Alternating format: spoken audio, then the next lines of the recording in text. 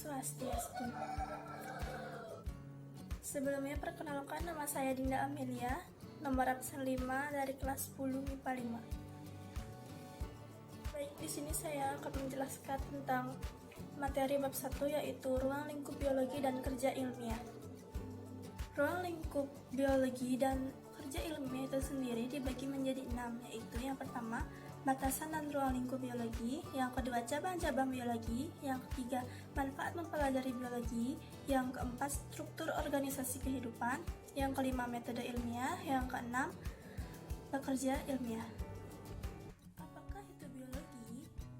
Biologi istilahnya diambil dari bahasa Yunani, yaitu bios dan logos. Bios artinya hidup dan logos artinya ilmu. Jadi, biologi dapat diartikan sebagai ilmu yang mempelajari tentang makhluk hidup atau gejala kehidupan. Makhluk hidup itu sendiri bisa jadi tumbuhan, hewan, maupun manusia. Cabang-cabang biologi. Di sini saya akan menyebutkan dan sedikit menjelaskan tentang cabang-cabang biologi, yaitu pertama ada morfologi. Morfologi adalah ilmu yang mempelajari tentang bentuk atau ciri luar organisme. Yang kedua, anatomi. Anatomi adalah ilmu yang mempelajari tentang struktur makhluk hidup. Yang ketiga, fisiologi. Fisiologi adalah ilmu yang mempelajari tentang fungsi kerja tubuh.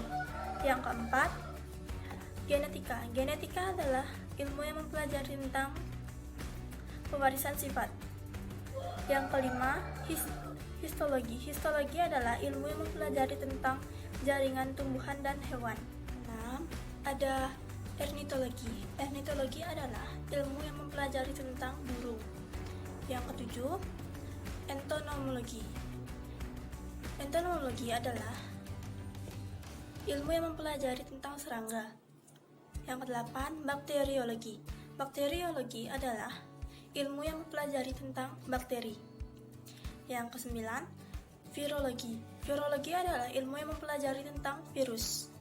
Yang kesepuluh, mikologi. Mikologi adalah ilmu yang mempelajari tentang jamur. 11 ada algologi. Algologi adalah ilmu yang mempelajari tentang alga. 12 ekologi. Ekologi adalah ilmu yang mempelajari tentang hubungan timbal balik antara makhluk hidup dengan lingkungan.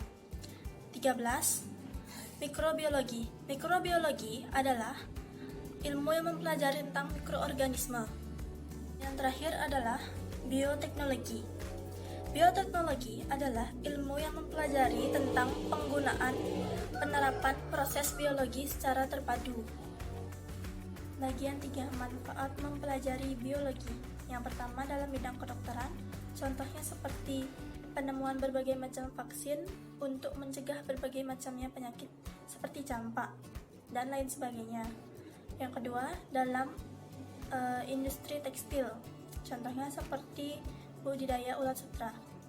Yang ketiga, dalam bidang pertanian, contohnya menghasilkan bibit unggul pada tumbuhan dengan cara ilmu genetika. Bagian 4, struktur organisasi kehidupan. Yang pertama, tingkat molekul. Atom-atom yang saling berkaitan akan membentuk molekul. Struktur dan fungsi molekul adalah menyusun komponen-komponen pembentuk sel. Yang kedua, tingkat sel. Sel merupakan unit struktural dan fungsional yang terkecil dari makhluk hidup.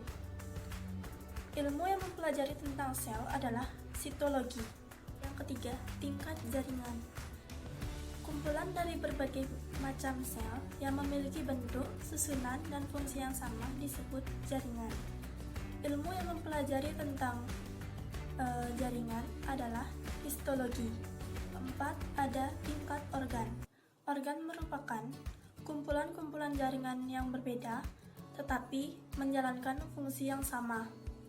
Yang kelima, tingkat ekosistem. Ekosistem terbentuk dari komponen hidup dan tak hidup. Yang terakhir, tingkat bioma. Bioma merupakan suatu daratan yang luas yang dibentuk oleh ekosistem dalam skala besar. Yang kelima, metode ilmiah. Metode ilmiah merupakan suatu cara sistematis yang digunakan para ilmuwan untuk memecahkan masalah dalam penelitian. Yang terakhir, bekerja ilmiah. Kerja ilmiah merupakan kegiatan penelitian objektif yang menemukan, mengembangkan, dan menguji ilmu pengetahuan yang menggunakan langkah-langkah sistematis. Sekian video dari saya. Jika ada salah kata, mohon dimaafkan dan terima kasih. Om Santi Santi Santi Om.